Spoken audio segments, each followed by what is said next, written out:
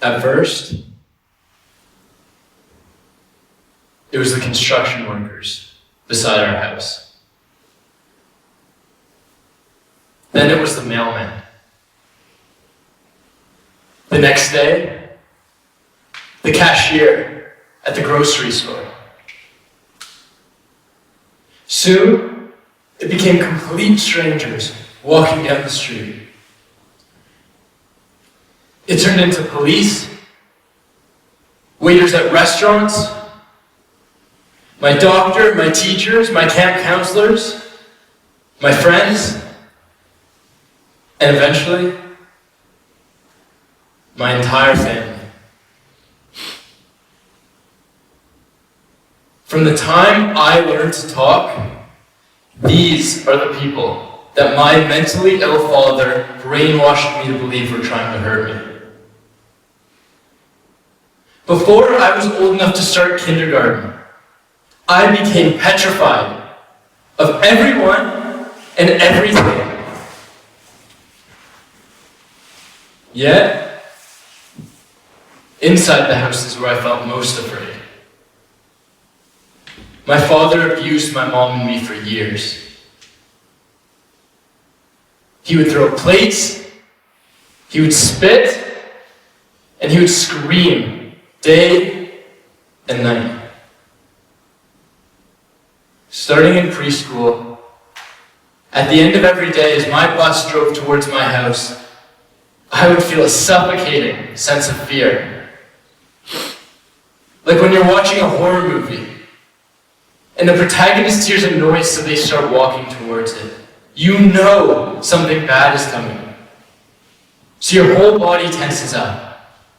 Your heart's beating through your chest, your hands are sweating, and you're at the edge of your seat.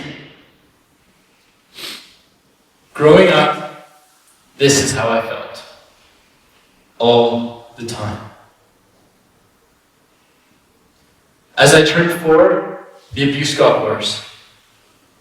At times there would be blood all over the walls and glass shattered across the floor. Other times my dad bolted all of the windows and doors.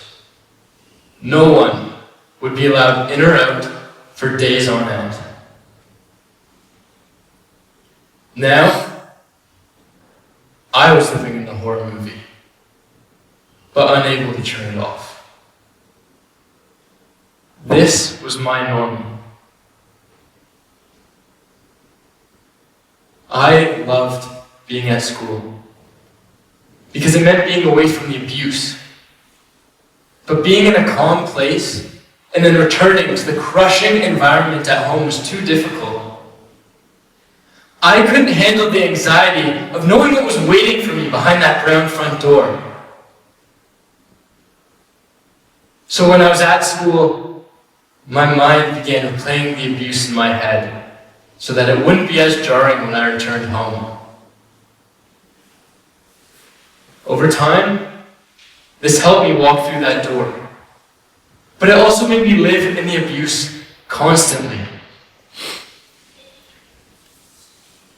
Because every moment of living in that house was hell.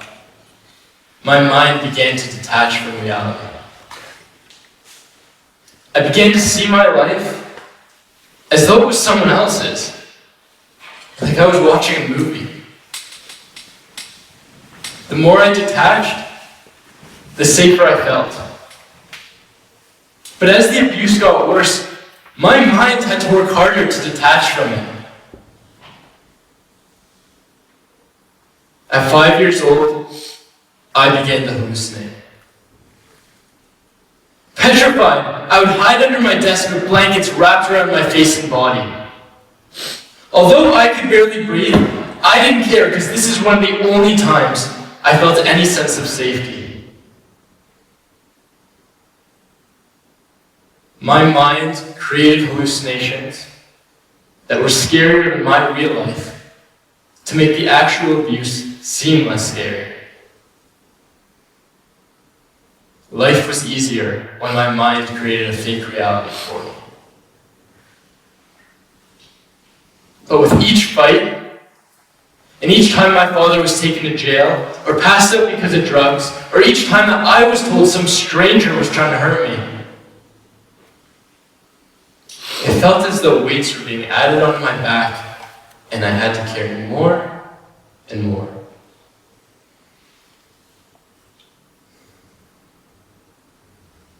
After many unsuccessful attempts, we escaped my father when I was 6. We were now living in a safe place, reunited with our extended family. I was so happy. But this was short-lived. Over the next few years, my stepfather became abusive and addicted to cocaine. My mom was diagnosed with cancer, and I was hospitalized with a rare bone disease.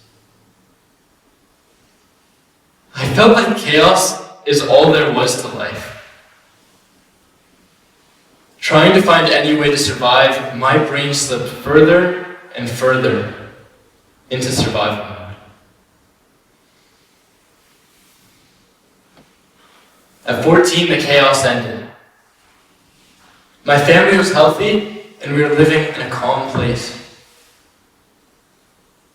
This is what I'd wished for since I was a toddler. I should have been happy. But after so many years of living with my mind trying to protect me, I could just simply turn survival mode off.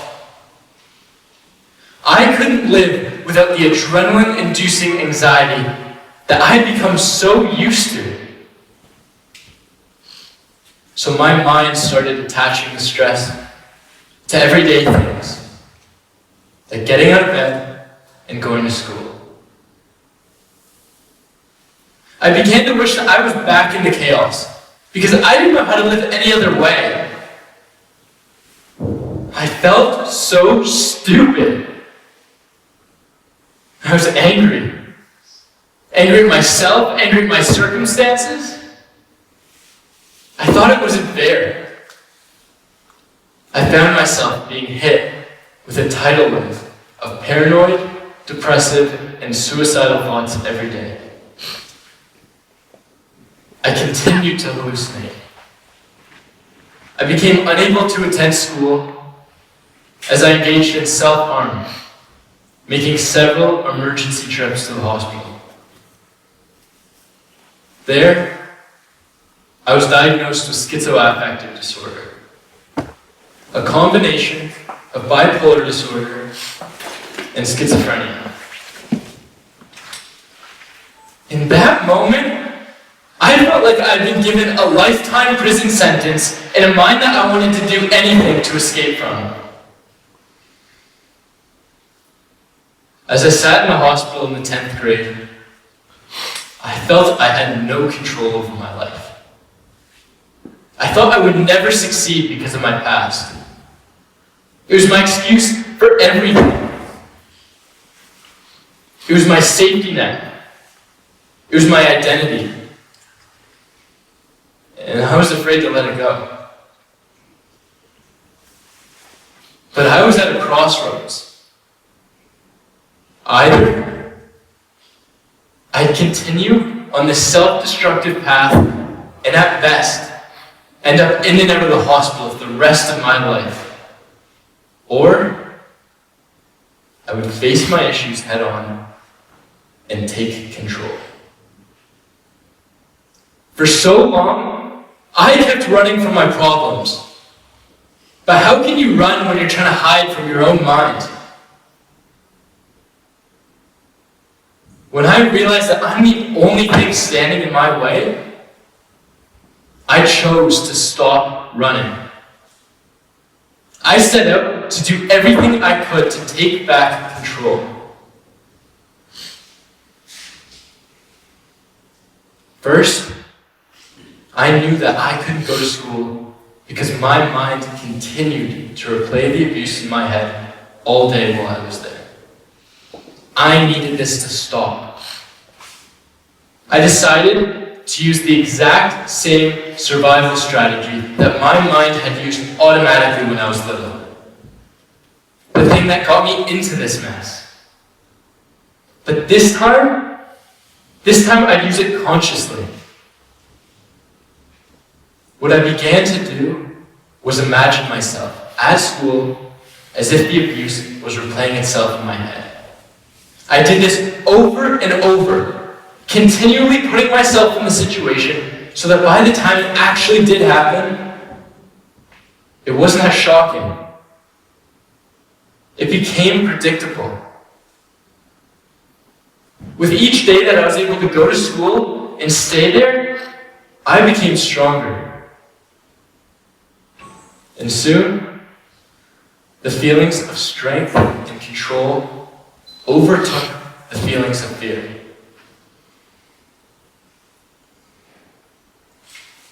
Next, I had to face my biggest fear. The thing that not only took over my thoughts, but my senses as well. The hallucinations. As a teenager, they had developed into things like intruders, banging on my windows and standing in my room. They seemed so real that one time I called the police because I saw someone in my house, but they weren't actually there. Once again, I decided to use the exact same strategy that my mind used automatically when I was little. I had to detach from the hallucinations and become the observer. I tried to view them as if they were happening to someone else, like I was watching a movie. The more I detached, the easier it got. It became predictable. Recognizing that I could alter my reactions to them allowed me to understand that they weren't real. I had control. For so long, my goal was always just to achieve a normal state of mind. I simply wanted to experience life the way others did, doing regular things easily. But what I didn't realize is by overcoming my toxic mindset, I have forged the tools to achieve more than I could ever imagine. In the past 2 years, I graduated high school. I applied to my top choice of university and received a full ride scholarship. But more importantly, I no longer fear others.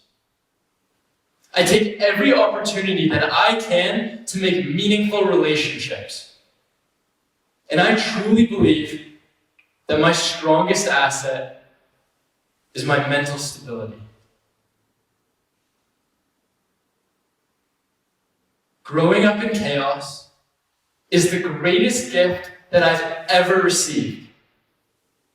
My past has empowered me to understand that I'm in control of my life and how I experience it. I realize that not everyone has been through the same type of adversity, and that's okay. Because what I do know is that everyone has struggles. And sometimes, we allow those struggles to limit us. We allow it. I believe the success we achieve is not in spite of our adversity, it's because of it. Because you stood up to it when it was easier to back away. We suffer enough when we're in the adverse circumstance, so don't let it hold you down after it's gone. Don't dwell on the past because it's already over. The past only lives on in our mind. For so long, I was holding the weights on my back, letting them paralyze me mentally. But what I didn't realize is with each weight that I let go, it actually became a stepping stone.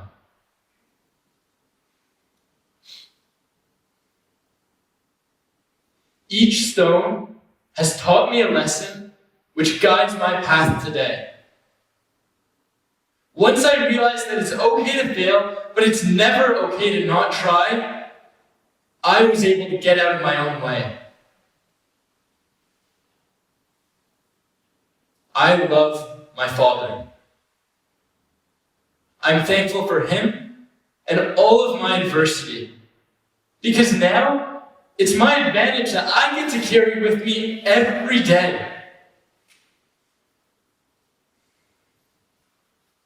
Adversity can either be the weights that hold you down or the stepping stones that propel you forward.